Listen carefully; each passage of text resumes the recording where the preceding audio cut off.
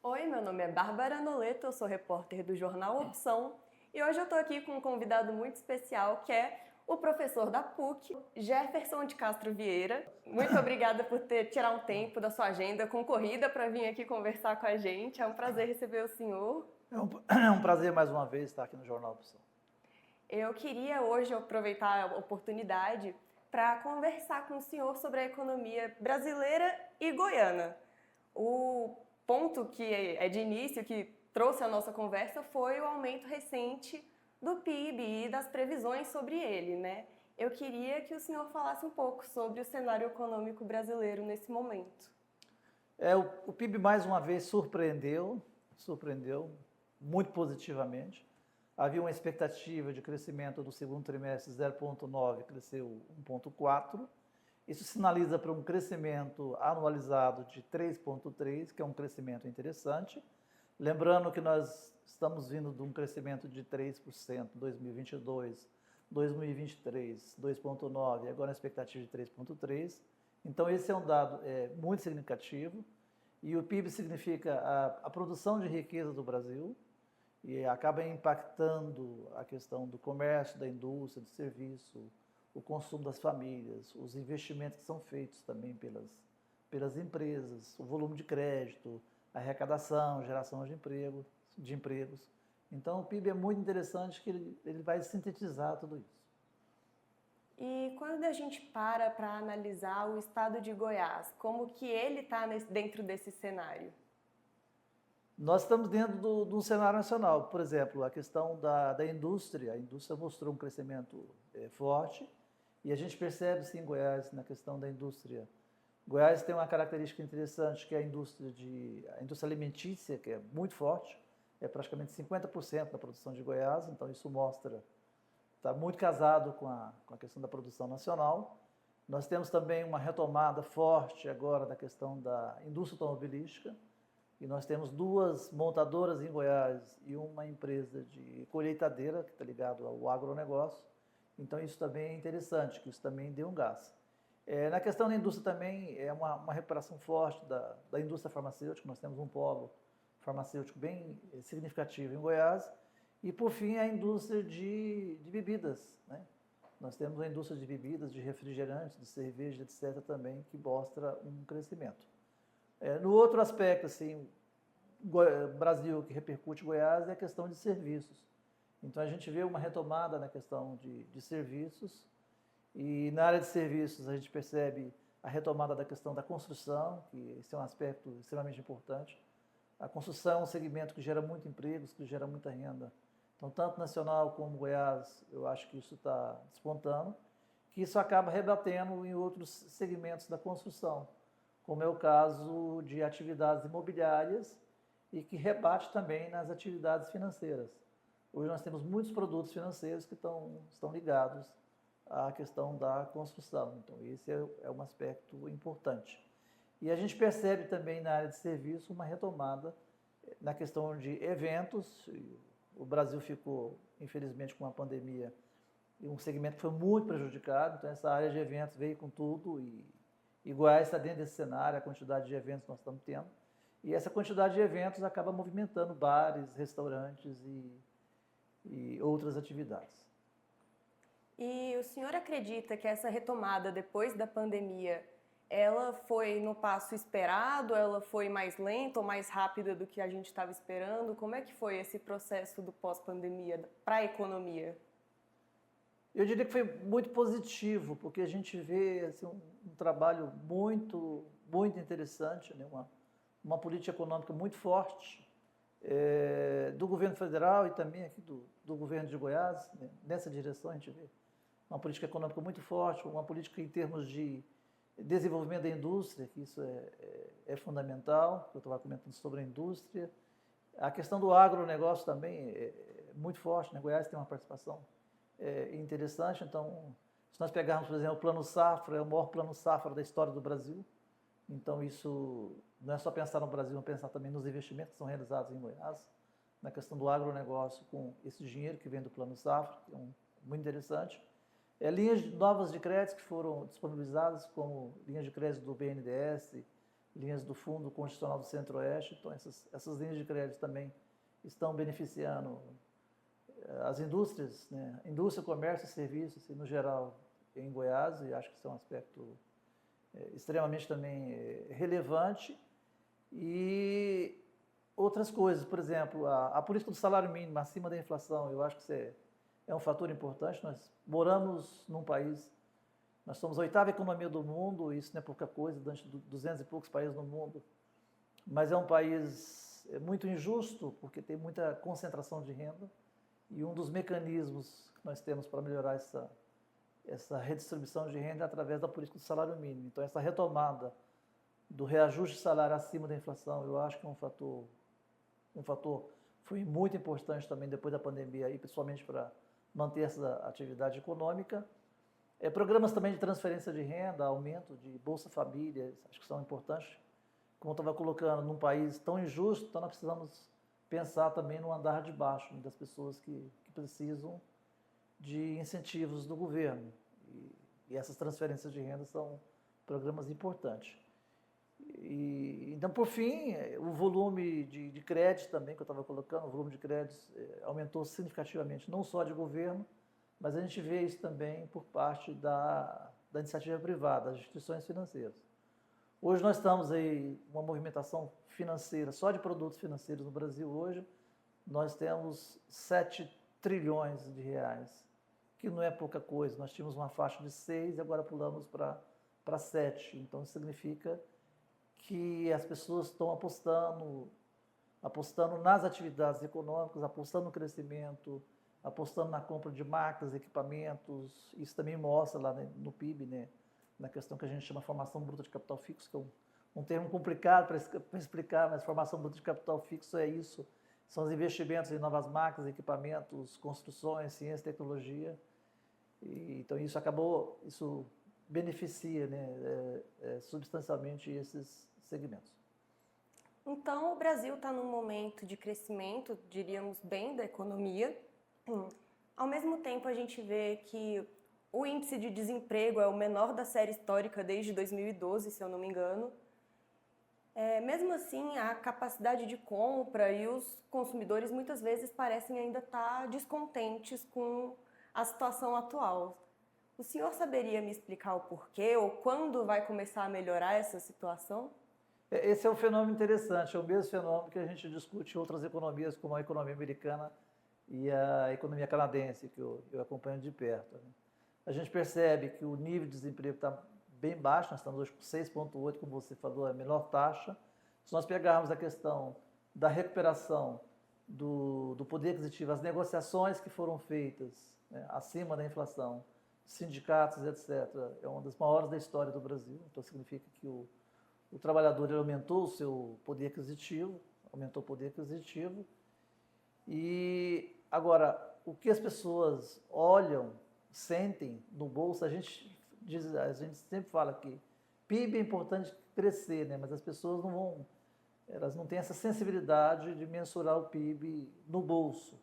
Aí no bolso, infelizmente, é o preço de bens e de serviços, né? Principalmente de alimentos, etc. E o que a gente percebe é que, apesar de ter reduzido, a gente estava rodando na faixa de 10,5% a inflação, nós estamos rodando hoje 4,5%, mas mesmo assim as coisas estão muito caras. Então, o fato da inflação estar mais baixo significa que a velocidade de reajuste dos preços de bens e serviços diminuiu, mas, infelizmente, as coisas estão caras. Então, quando você vai a um supermercado fazer compras, etc., é essa percepção que nós temos tanto no Brasil como nos Estados Unidos ou no Canadá. A gente vê esse tipo de percepção. Então, isso só vai sentir um pouco mais a longo prazo quando esse crescimento econômico continuar e os aumentos salariais das pessoas que estão empregadas, salário mínimo, etc., se esses aumentos continuarem. Então, se isso continuar, nós vamos sentir daqui a uns 2, 3 anos uma situação mais confortável. Então, diante disso, eu acho que as pessoas vão passar a reclamar menos. Só para ter uma ideia, se nós pegarmos, por exemplo, a cesta básica do IBGE, nós percebemos já uma redução do valor da cesta básica esse ano, que é um dado interessante. E na questão da inflação de alimentos também, a inflação estava rodando muito alta, a gente percebe que essa inflação de alimentos vem caindo. Então, significa que os preços de alimentos estão caindo. Mas, infelizmente, as coisas ainda estão muito caras no Brasil. E quando a gente fala em um cenário do Brasil internacionalmente, eu queria saber um pouco mais sobre a nossa importação e exportação, porque até onde eu entendo, e o senhor me corrija, por favor, se eu estiver errada, a gente tem muita matéria-prima que a gente exporta e a gente traz muitas coisas que a gente não processa aqui, que a gente não industrializa aqui. Esse processo é uma desvantagem para o Brasil hoje? A gente vai precisar realmente, para se tornar um país desenvolvido, mudar essa forma de funcionamento que hoje existe? O Brasil tem mudado, né? A nossa pauta exportadora ela é muito em cima da questão de commodities, que a gente chama commodities agrícolas, que é a soja, que é milho, né? Muito pouco etanol, são esses produtos. Nós temos commodities minerais, que é a questão do minério de ferro, né? O Brasil exporta muito minério de ferro, e commodities energéticas. As commodities energéticas vão entrar a questão de petróleo, nós exportamos um pouco de petróleo. E como você colocou, nós importamos ainda muitos produtos industrializados. Então essa relação ela tem que mudar. Ela mudou um pouco, né? Se nós pegarmos ao longo da história do Brasil, mudou um pouco. Porque hoje nós temos, por exemplo, nas exportações, nós exportamos aviões, nós estamos na competitividade de a questão de aviões internacionais através da Embraer. Nós exportamos já vários equipamentos que são utilizados em carros elétricos, etc., que é a questão de uma grande empresa, que é a WEG, né, que ela tem uma penetração internacional muito interessante, mas nós precisamos mudar essa pauta de exportação. Então, nós precisamos agregar mais valor aos nossos produtos, investir mais em ciência e tecnologia, investir mais em produto e desenvolvimento. Eu acho que o caminho é esse, né? Não tem outro caminho. Então, isso passa por uma estruturação muito forte do Brasil na área da questão da educação, rever todo o processo educacional, isso amarrado a um sistema de ciência e tecnologia e o sistema de produção. Então, diante de tudo isso, né, ciência e tecnologia, mais investimento em ciência e tecnologia, na área da educação e reestruturando o sistema produtivo, que passa também toda a cultura empresarial, eu acho que isso é importante. Isso vai fazer com que nós produzimos produtos com maior valor agregado, com mais capacidade tecnológica para que nós possamos competir internacionalmente. Professor, e existe algum estudo da economia que explique o porquê de continuar essa sensação das pessoas de serem aversas mesmo a, muitas vezes, entender a economia? Elas acabam se endividando, criando bolas de neve porque não entendem como funciona o sistema. Como você acha que a gente pode lidar com essa situação? É fundamental a questão da educação financeira. O Brasil tem melhorado muito nesse sentido. Então, as pessoas elas estavam gastando muito mais do que elas ganhavam e a gente percebe que esse nível de endividamento vem caindo um pouco. Então, significa que as pessoas elas estão fazendo as contas, quanto é que recebe, quanto é que gasta. E eu acho que isso tem melhorado muito, essa educação financeira.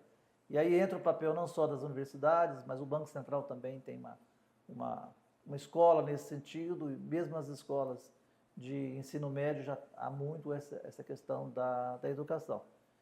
Então, nesse sentido, é importante, porque nós temos muitas famílias ainda endividadas, nós estamos com um endividamento alto, nós temos muitas famílias com pagamento em atraso é acima de 90 dias, então, e muitas famílias que não dão conta de pagar as contas. Realmente, devo, não nego, pago quando puder, né? Quando eu tiver o dinheiro, eu vou lá e pago. Nós temos essa situação no Brasil. Agora, esse programa que o governo fez de renegociação de dívidas foi um programa muito interessante. Então, de certa forma, isso melhorou o endividamento, mas eu acho que esse endividamento ele tem que vir amarrado a uma política de educação financeira. E como professor, há tantos anos de experiência, não sei ainda quantos, o que você acha que falta para a gente, enquanto sociedade, para andar melhor nesse rumo? que você vê nos seus alunos a cada ano que passa, o que muda, para onde a gente está indo como Brasil? Os nossos alunos que hoje estão aprendendo economia, que vão lidar com a economia do país lá na frente, como você vê esse cenário? Eu vejo uma juventude hoje muito engajada em informação, é uma juventude que não quer muito discussões teóricas, quer muito coisa prática. Eu acho que isso é interessante, então nós como professores estamos nos adaptando a isso e esse volume de informações é muito legal. É muito legal porque na universidade a gente consegue transmitir para os alunos a importância de não só pensar no curto prazo, no aqui e agora, mas pensar no médio e no longo prazo. Então esse papel com os alunos é interessante. É você pensar o país para o médio e para o futuro. E pensar para o médio futuro é você ter um melhor nível de educação, mais investimentos em ciência e tecnologia, a cultura empresarial também é extremamente importante, empresários dinâmicos, empresários realmente que participam de estratégias novas, de comportamentos novos, de coisas assim interessantes. E nós estamos caminhando aí no mundo da inteligência artificial, isso é muito forte.